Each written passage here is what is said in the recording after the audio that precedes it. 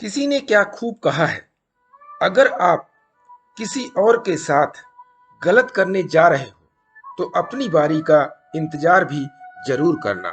नमस्कार दोस्तों, मेरा नाम प्रेम प्रकाश पांडे है। आज अपने चैनल पर एक नई बेहतरीन मोटिवेशनल स्टोरी लेकर के आया हूँ। आज की स्टोरी के जरिए हम सीखेंगे कि जैसा बीज बोओगे वैसा फल पाओगे। तो चलिए, चैनल को सब्सक्राइब नहीं किया है तो सब्सक्राइब कर लीजिए और सुनते हैं यह बेहतरीन स्टोरी। शादी की सुहाग सेज पर बैठी एक स्त्री का पति जब भोजन की थाली लेकर अंदर आया तो पूरा कमरा उस स्वादिष्ट भोजन की खुशबू से भर गया। रोमांचित उस स्त्री ने अपने पति से निवेदन किया कि माँ जी को भी यही बुला लेते तो हम तीनों साथ बैठकर भोजन करते।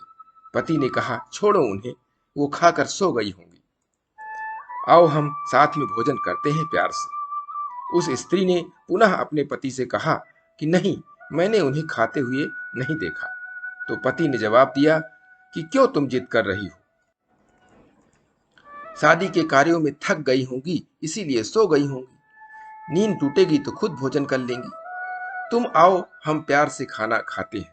उस स्त्री ने तुरंत शादी तोड़ देने का फैसला कर लिया और वह छोड़कर चली गई और उसने दूसरी शादी कर ली।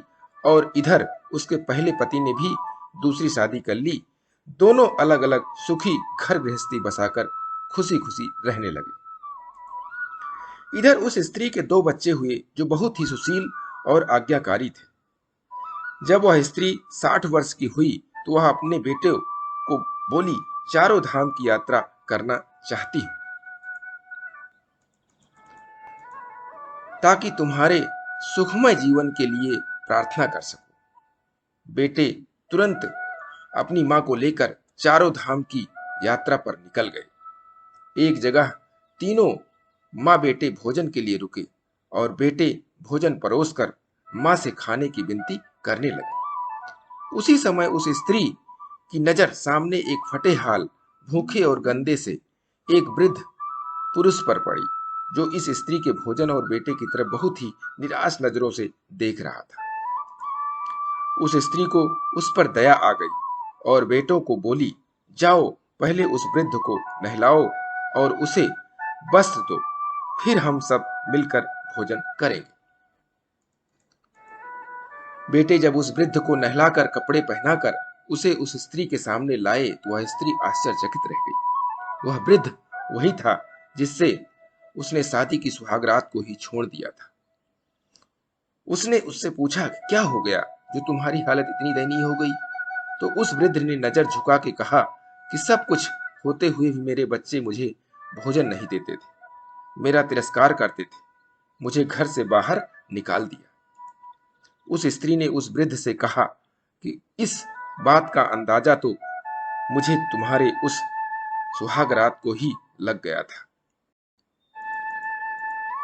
जब तुमने पहले अपनी बूढ़ी माँ को भोजन कराने के बजाय उस स्वादिष्ट भोजन की थाल लेकर मेरे कमरे में आ गए और मेरे बार बार कहने के बावजूद भी आपने अपनी माँ का तिरस्कार किया। उसी का फल आज आप भोग रहे हैं। दोस्तों, इस कहानी से जो सीखने को मिलता है कि जैसा व्यवहार हम अपने बुजुर्गों के साथ करेंगे उसी को देखकर हमारे बच्चे भी में यह गुण आता है और वैसा ही व्यवहार वो हमारे साथ करते हैं और यही परंपरा होती है। सदैव माँ बाप की सेवा ही हमारा दायित्व बनता है और जिस घर में माँ बाप हंसते हैं वहीं प्रभु बसते हैं। इसीलिए तो कहते हैं कि जैसा बीज बोओगे वैसा फल पाओगे। तो दोस्तों, अच्छे कर्म, अच्छे व्यवहार ही हमारे जीवन के दायित्व हैं, उनको करते रहना चाहिए और प्रतिदिन सुबह 5:30 बजे एक नई कहानी, एक नई उमंग से करें दिन की शुरुआत। तब तक के लिए छोटों से मिले प्यार और बड़ों से मिले आशीर्वाद और भगवान के सहारे के साथ यही कहूंगा कि काम तो सभी करते हैं, पर काम करो कुछ ऐसा कि उदाहरण बन जाए। ये छोटी सी स्टोरी आपको अच्छी लगी तो लाइक कीजिए, शेयर कीजिए अपने इष्ट मित्रों में भी और कमेंट्स कीजिए। और चैनल को अभी तक सब्सक्राइब नहीं किया है तो सब्सक्राइब कर लीजिए और नई नई बेहतरीन मोटिवेशनल स्टोरी आपके पास सबसे पहले आए इसके लिए प्रेस बेल आइकन।